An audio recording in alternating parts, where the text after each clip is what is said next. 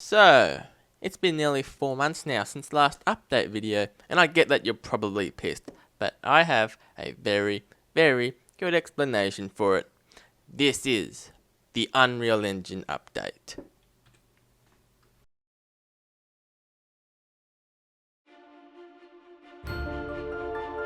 As the majority of you all know, I've been developing the game in the Unity engine.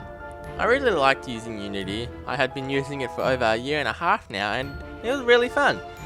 But I wasn't happy with the state of the game. I had watched the Crisis on Earth X crossover again, and I realised my game will never be as epic as that. The gameplay didn't feel very smooth and the combat was disgusting. So I decided to scrap it all and restart, except this time in Unreal Engine. I had heard so many great things about Unreal Engine. The graphics, the multiplayer, everything. Except, it's not easy to use. Not at first. It wasn't easy for me to learn either. Day in and day out, it took me ages to learn Unreal Engine. It's nothing like Unity, and I'd never used Unreal Engine in my life. So for the past couple of months, this has just been me learning Unreal Engine. I started developing the game in Unity in July of 2016, and the first video was in June the next year. To be able to learn Unreal Engine this quick, have so much to show, is nothing less than a miracle, and I thank Arrowverse for all of his help. Arrowverse posts Arrowverse related play models on Gmod, so be sure to check them out. I haven't been able to add in a whole lot of characters at this time. I'm still learning a lot about Unreal Engine and things are still fairly new to me. The first character I'd like to show off in Unreal Engine is Green Arrow. Already, Green Arrow plays so much better. He flows better, easier to control, and it feels really free. The hand-to-hand is still a work in progress, as well as the bow and arrow mechanics, which is really fun so far. I will just keep reloading the level, shooting these baddies. It's quick, it's accurate, and it's perfect. More than that, we've started work on some trick arrows. If you're a member of my Discord, you would have seen that Galva has modeled a wide variety of trick arrows, and we've started development of the grapple arrow, which has been requested for so long now. Courtesy of Arrowverse, it is still a major work in progress, nowhere near finished, but if you have any suggestions on how we should approach it, feel free to let me know.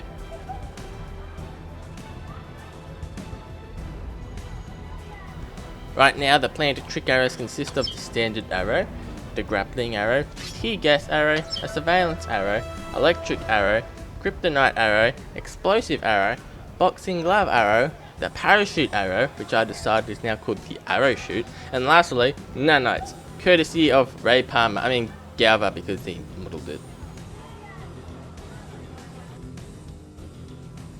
Second is the flash. These models look great in Unity, but it's even better in Unreal Engine with texture updates from Crimson Wrens. I haven't developed as much of Flash as I have for Green Arrow, but for so far, Flash plays so well.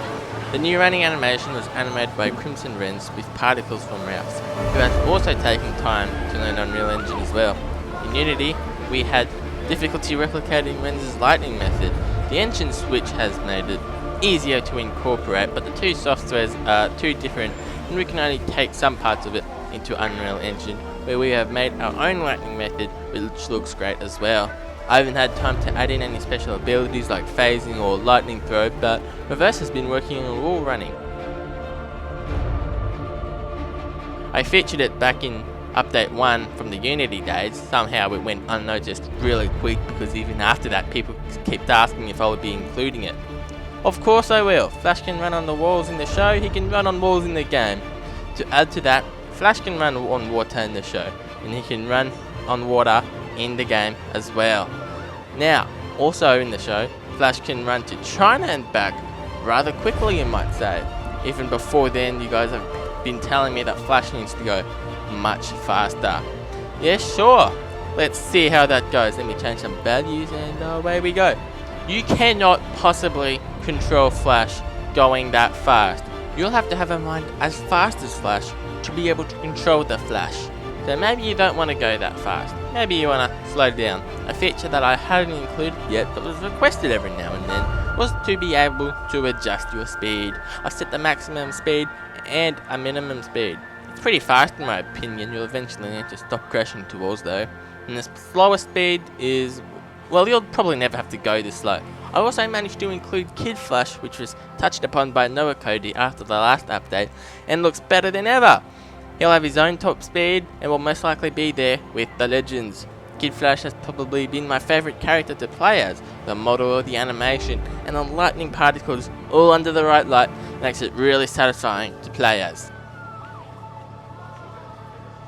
The next character is one that a stupid amount of requests for. One that I never reached a stage in Unity to show, and that is, drumroll, Elongated Man! Oh wait, I guess some of you already knew that, didn't you? When they first introduced us to Elongated Man in the show, he was so awesome. He could stretch and everything, but the first thing that went through my head was, how the hell am I gonna do this? So I shoved him aside and I never mentioned it. I was worried I wouldn't be able to do him at all. I've got no experience in the stretching limbs, especially not in an engine I'm not 100% familiar with. But I gave it a shot, brainstormed some ideas, and turns out it's been easy. The less stressful and probably the most fun I've had in making a character. All it's been really is using the same process I've always been using, except scaling up some limbs from animations from Mike's Mo. Now you have Ralph Dibney. It's been so fun browsing through Mike's Mo, asking myself what animations I can use, what can I take advantage of, and the results, in my biased opinion, have been hilariously fun and creative. I took a regular shoot magic animation, and now we can shoot his hands. His limbs go big when he's attacking due to the massive hitboxes. They go flying! Both of Ralph Dibney's costumes was modelled by Noah Cody with cloth assistance from Reverse and animation modifications by me. The next character is the whole reason I've decided to put out an update video today. John Constantine. Constantine has made his return to the Arrowverse following the mid-season premiere of Legends of Tomorrow, and as you know, making his animation debut today.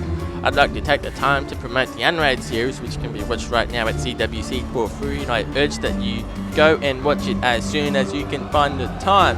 They're only 6-minute episodes. Who doesn't have 6 minutes? The last character I'll be showing off is Firestorm. Same body model, same head model by Galva and Noah Cody respectively, with new particles by Ralph. I haven't done much for Firestorm. I've been mostly experimenting with the flying mechanics. I know that a number of you didn't like how far out the camera was, but I gotta say, it's really boring when it's so close. There's no depth, it feels really restricting when flying, but I guess if it's gotta be something you gotta feel and not something you have to watch. So I'll most likely have a setting for it. If you guys really want to close or not, just say so in the comments and tell me your preferences.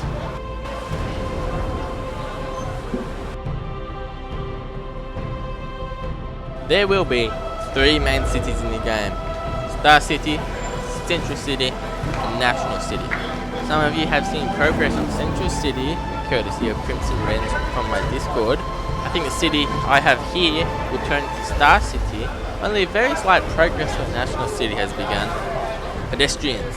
I showed off some pedestrians from Unity, which was in very early development and had significantly improved the programming of it since then, until I had to scrap it all a week later. But good thing is, it's just as easy, if not easier, to add them in to Unreal Engine. I've only covered a small portion of the city they can walk around in it for now. I still need to work on a vehicle traffic system, and they'll be there before the end of development, I promise. If you watched the Bebo Day video, which most of my loyal subscribers did, you would have gotten your first look at the Wave Rider interior, modelled by Cottage Cookies. For now, it's just the main room and it's pretty identical. The detail here is amazing and you'll be able to pilot the Wave Rider from here. Modelled and textured by Cottage Cookies.